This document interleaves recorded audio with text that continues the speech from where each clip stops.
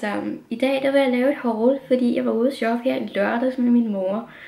Og det var rigtig hyggeligt, og jeg fik købt nogle ting i blandt andet Matas og Fona og lidt forskellige steder. Så lad os bare komme i gang. Vi starter med Fona. Og der købte jeg det her cover til min iPhone 6. Og det er sådan et lædercover her. Og det kostede 379. Man kan også se det her på prisskiltet. Det kostede 379, og jeg har også det samme læder look i til min iPad mini, og det er virkelig, virkelig godt. Det er rigtig god kvalitet, vil jeg sige. Så den købte jeg i sådan en beigefarvet hudfarve. Jeg ved ikke helt, hvordan man skal beskrive den, men den er jeg i hvert fald rigtig glad for. Jeg glæder mig til at tage det i brug. Jeg købte det her cover, som er sådan et guldcover-agtigt med sådan en lukkemekanisme, hvor der er plads til kort og sådan noget inde i, og plads til iPhone også.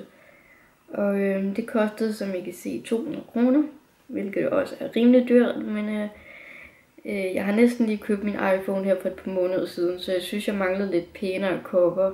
Jeg har egentlig kun det der klare cover, som man kan se det der Apple-logo bagpå. Men jeg tænkte, jeg godt ville have nogle lidt andre cover, så jeg købte det her også. Og det glæder jeg mig også rigtig meget til at få brugt. Næste butik, jeg købte noget i, det er i en butik, der hedder Bazaren. Jeg er ikke helt sikker på, hvad det er, men det er sådan en mega sjov butik, hvor der er forskellige sjove ting. Lidt ligesom Tigeren, men bare alligevel ikke, fordi de har nogle mega mærkelige og sjove ting. Også pynteting og ja, bare lidt forskelligt. Og den bazar, vi var ude i, det var den, der ligger i Hvidovre Stationscenter. Jeg ved ikke, jeg kalder det bare Hvidovre Center. Men ja, der købte jeg simpelthen sådan en blog-agtig, som I kan se her, hvor der står Shit I'm gonna buy. Og den synes jeg bare var sådan lidt sjov. Sådan lidt ligesom sådan en shoppingliste-agtig, hvor man så kan skrive ned, og så kan man så rive dem af. Der er også en magnet bagpå, så man kan hænge den på køleskabet, så det synes jeg er meget godt. Så den købte jeg. Den næste butik, jeg var inde i, det var Matas. Jeg ved ikke, om det var den næste, men det er den næste butik, jeg tager nu. Det var Matas, og der købte jeg en del ting, så lad os bare komme i gang med at vise det. Der er et tilbud inde i Matas, hvor man kunne købe for 200 kroner, og der købte jeg så den her foundation. Den koster 125 kroner, hvilket jeg synes er meget dyrt for en foundation. Især når det er Maybelline foundation, men jeg glæder mig til at få prøvet den, og jeg har min i farven. Jeg har min i farven 05 Light Beige. Og jeg glæder mig til at få prøvet den ud, så nu vil vi se, hvor god den er. I må endelig sige, hvis der er nogle af de her ting, jeg viser, I vil have et førstehåndsindtryk med, eller en anmeldelse. Så skriv gerne i kommentaren, hvis I vil have det.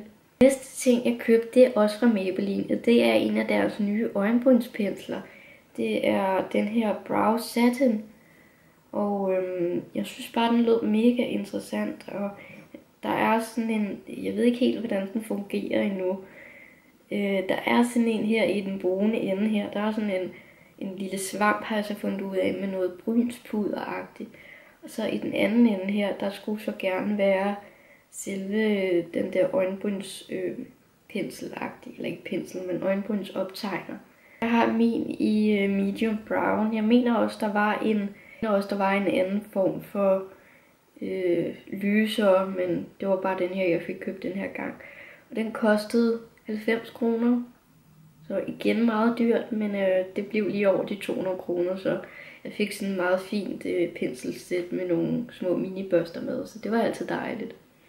Så den fik jeg købt. Næste ting, jeg fik købt, det var nogle vatmodeller, og de var så på tilbud, så det var derfor, jeg købte dem. Og jeg kan se her på bon, jeg har ved siden af, hvor de koster 13 kroner, og det er bare de helt normale. Jeg køber egentlig altid de her fra Matas af, fordi der er tilbud, og fordi de kommer i sådan en 2-pakke her. Så det er dejligt, så det stod jeg faktisk og manglede, så den fik jeg købt. Næste jeg købte inden Matas, det var en kosmetikpung. Og den ser sådan her ud. Jeg ved ikke, om man kan se den. Den er sådan lyserød nede i. Og så har den en lynlås i siden. Og den kostede 99 kroner. Så det er okay. Altså, jeg stod egentlig ikke og manglede en. Jeg har alt for mange. Ja. Men det var måske bare et impulskøb. Ups. Ej, jeg synes, den var meget sød, og ja. Den er også en fin størrelse, og så er den lyserød, så hvad kan man gøre? Næste ting, jeg købte ind i Matas, var nogle vatpinde. Og jeg har også købt sådan nogle, der hedder makeup vatpinde. Dem har jeg bare lagt i en anden beholder, men det er bare helt normale vatpinde. Og jeg mener, der er 200 styks i, så ja, det stod jeg rigtig meget manglede, fordi jeg havde ikke en eneste vatpind. Så ja, vatpinden kan man altid bruge til et eller andet. Ja, den købte jeg. Næste ting, jeg købte i Matas, det er en af Labellos læbepomade. Kun den klassiske, den i den blå indpakning.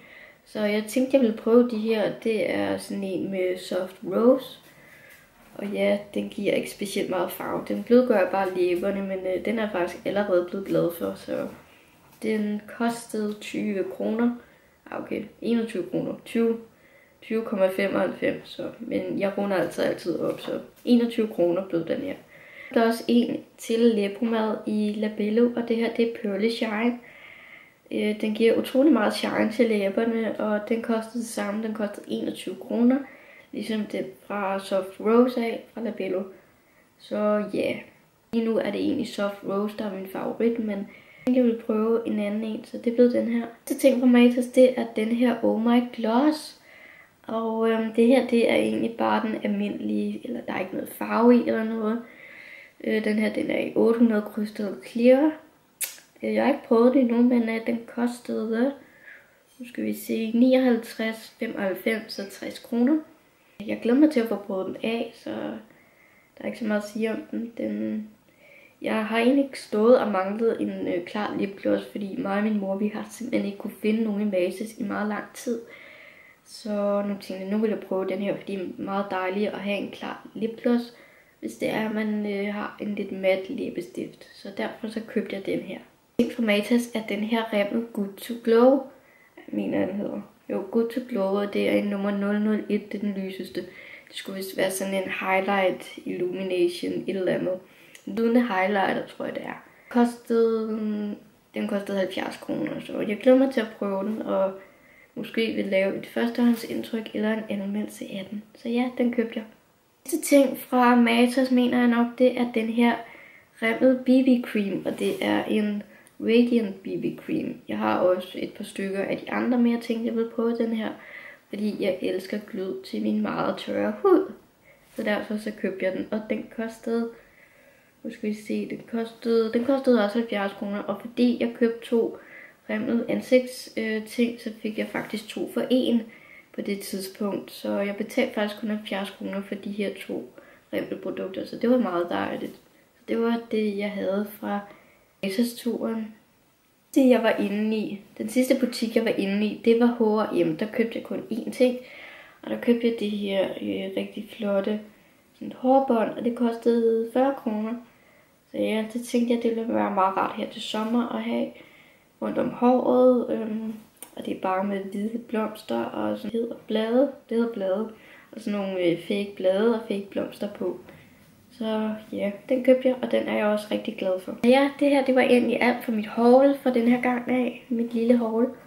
Og abonner gerne, hvis I har lyst. Skriv en kommentar, eventuelt videoforslag, ja. Og like gerne den her video. Så ses vi næste gang, piger. Hej hej.